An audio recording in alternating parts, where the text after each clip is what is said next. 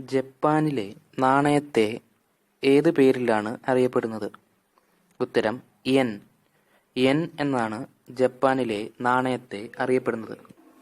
ശ്രീലങ്കൻ കറൻസിയെ ഏത് പേരിലാണ് അറിയപ്പെടുന്നത്? ഉത്തരം രൂപ. രൂപ എന്നാണ് ശ്രീലങ്കൻ കറൻസിയെ അറിയപ്പെടുന്നത്.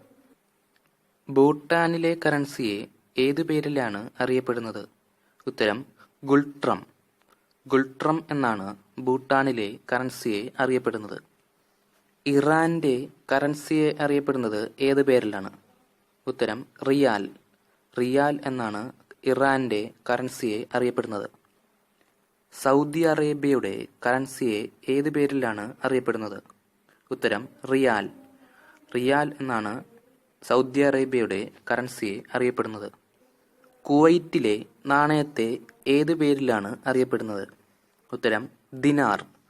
ദിനാർ എന്നാണ് കുവൈറ്റിലെ നാണയത്തെ അറിയപ്പെടുന്നത്.